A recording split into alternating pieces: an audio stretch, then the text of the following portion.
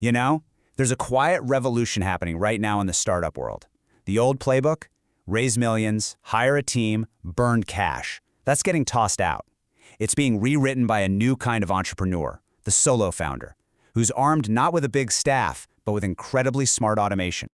And this isn't just some small trend. We're talking about a massive shift.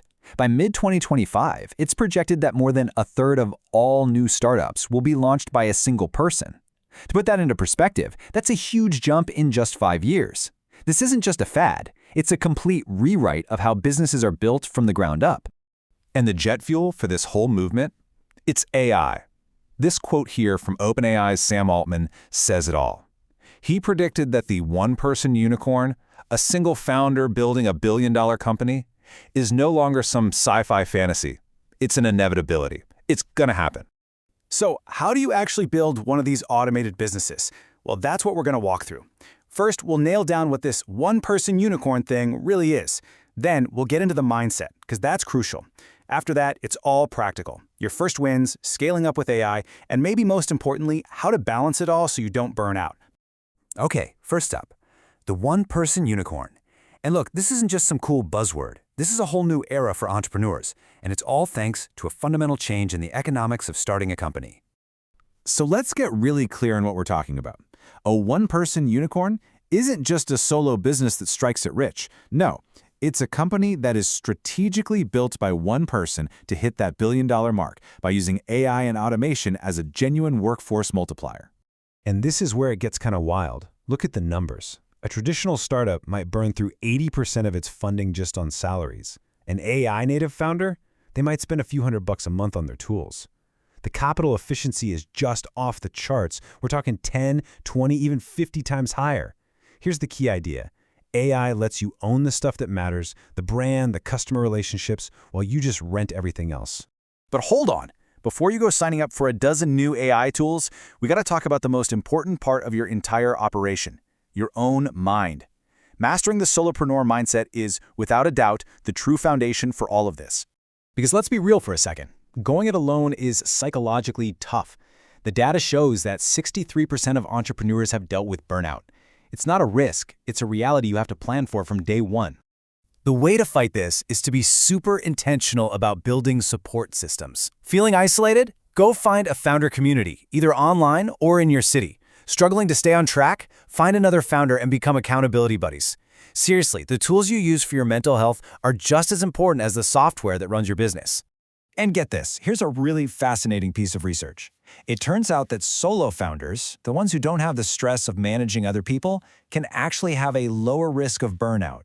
It seems that for a lot of people, managing a team can be way more draining than managing a suite of automated systems. All right, section 3. Let's get into the fun stuff. Your first automation wins. Now that we've got the mindset right, we can get practical and focus on those quick wins that give you immediate momentum. So, with all the possibilities out there, where do you even start? The trick is to ask yourself this one simple question. What is the single easiest, most impactful thing I can automate right now to get my time and energy back? For pretty much everyone, the answer is scheduling meetings. I mean, think about all the time you've wasted on those back and forth what time works for you emails. You can kill that forever in about 15 minutes. Grab a tool like Calendly, hook it up to your calendar, and just share your link. On average, that one move saves people 4 hours a week. That's half a workday back in your pocket for the important stuff. So here's your beginner's toolkit. Calendly for scheduling. Something like Zapier or Make.com to get your apps talking to each other and stop all that manual data entry. And an invoicing tool like Wave or FreshBooks, which can actually reduce late payments by around 25%. These are cheap, high-impact first steps for anyone. Okay, once you've got those basics humming along, it's time for the next level, scaling with AI agents. You can really think of this as hiring your very own digital workforce. Now, this next phase uses something called agentic AI. Here's the simple difference. With ChatGPT, you give it a prompt, right? Like, write me a social media post.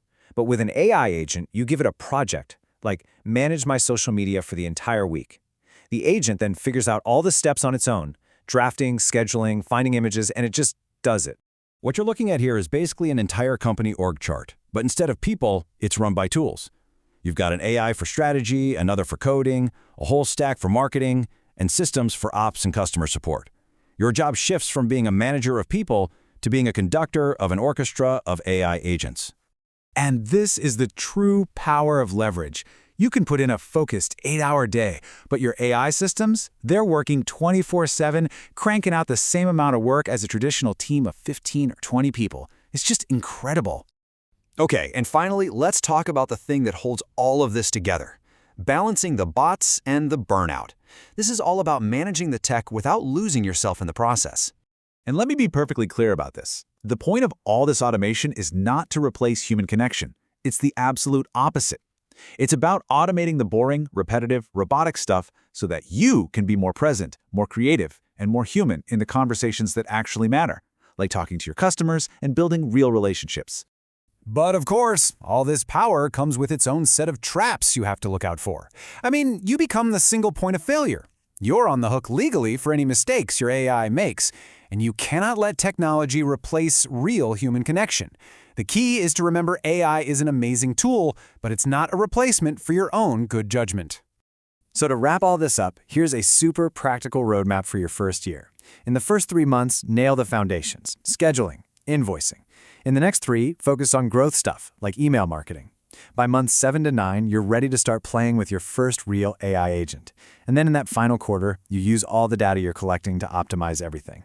Look, we're in a moment where the cost of starting a real company has just plummeted, from $500,000 to less than 10 grand. The tools are here, the playbook is here. The only real question left is, what are you going to build?